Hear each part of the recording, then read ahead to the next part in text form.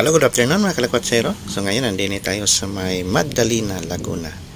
Ito yung binansagan na The Little Hollywood ng Laguna. Yan. Sa dami kasing mga nagpipilming din malokal at saka ma-international, no, na mga artist. So sikat ito sa panahon ni Fernando Poe Jr. mga kalakwatsero, itong Magdalena.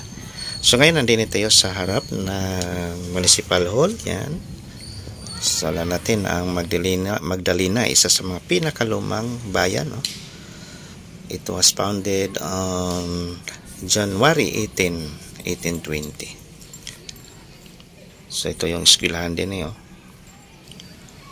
Saka ito na yung Municipal Hall. Yan. So ngayon nandun tayo sa gilid ng kanilang plaza. Plaza to din mga kalakwatsero. Ang daming ang ganda din malinis yung tambayan nila. Din sa gilid ang daming kainan. Din ito yung pinaka landmark nila, yung simbahan.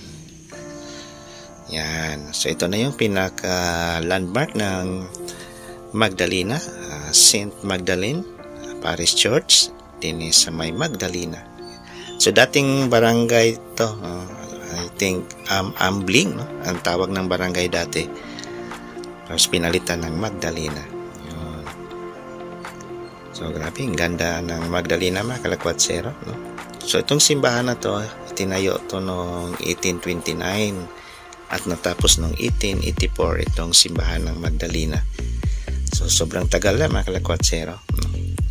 Then ito na yung pinaka-town proper ng Magdalena. Mayroon itong population na 28,130 plus, no? At may household itong 6,731 at may sakop na 24 barangays. At ang Magdalena is a 4th class municipality ng 4th district ng Laguna mga kalakwatsero. So hindi naman gano'ng kalaking income din mga kalakwatsero, no?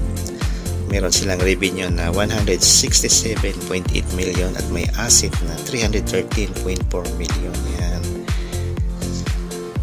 At ang pinaka main products na din is mga dairy products, no? Like yogurt, milk, cheese na gawa ng Carabao milk. Ang ganda talaga ng Magdalena, Laguna mga kalakwatsero.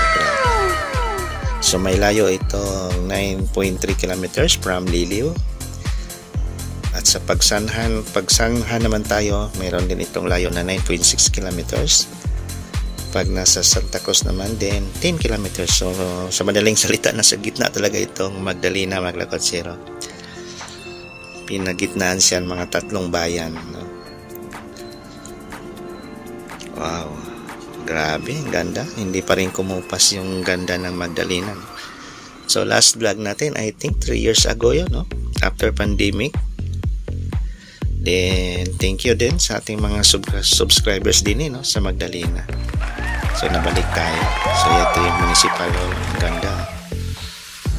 So hindi talaga binago mga kalakwatsero yung municipal hall.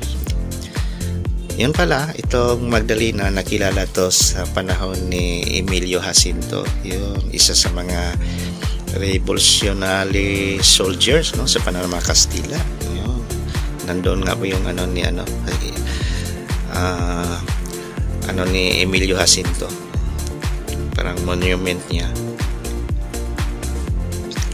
So itong simbahan nila, grabe, no? Nakita ko to sa movie ni EPG. Itong Magdalena. Yung time na napunta na tayo din sa may Batangas, naalala ko tong Magdalena. Sabi ko gagala ako diyan pag may time. So yan.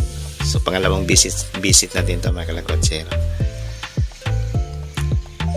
Ganda ng view din ang sarap din mag-relax. Kasi ang sarap din ng mga pagkain din ng mga kalakwatsero. Sa gilid ng simbahan, ang daming kainan. Parang food, ano ba yung tawag doon? Food court. Masarap din ng pansit hab-hab din no? So mamaya mga kalakwatsero, may mga street foods din ang dami. Siguro ngayong bear months, napaganda din kasi mayroon din sila mga pailaw din no? Festival. meron din sila din eh. Balikan natin to pag may time ngayong December dito sa Magdalena. Okay, mamaya gagala na naman tayo din mga kalakwatsero.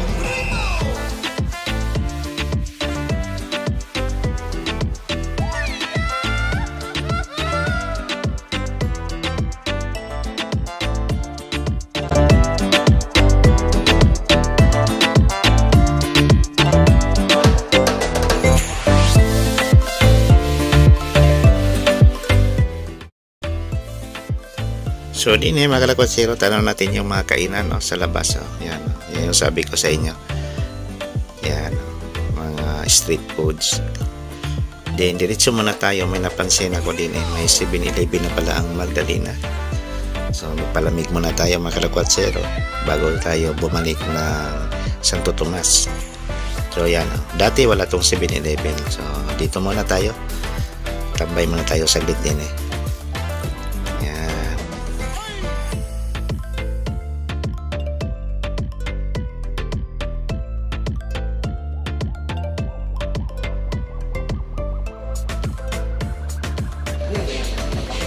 Ha? Yung bola-bola.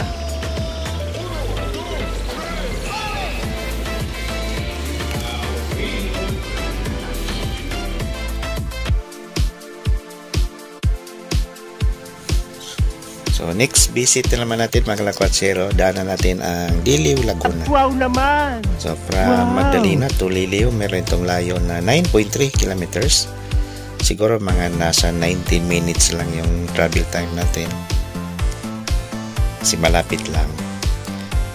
So daanan natin ang Liliw, Laguna mga kalakwatsero bago tayo uwi ng Santo Tomas City, Batangas. Para mas solid naman natin yung gala natin ngayon, lakwatsan natin ngayon. Kasi mainit, no? Darating na naman yung, baka next week pala, darating na naman yung bagyong Paulo. Nako, hindi na naman tayo makapagala. Hindi may Alphamart din na pala din sa may Magdalena, no? Ito. Ang dami, no? Ang dami ng mga establishment din sa may Magdalena, Maglakwatero. So, okay na. So, abangan na lang niyo yung next videos natin. So, maraming salamat po sa mga ating mga subscribers at sa ating mga viewers. So, thank you very much sa inyong pagsubaybay ng ating channel. So, din na lang. God bless us all. Thank you. Bye-bye.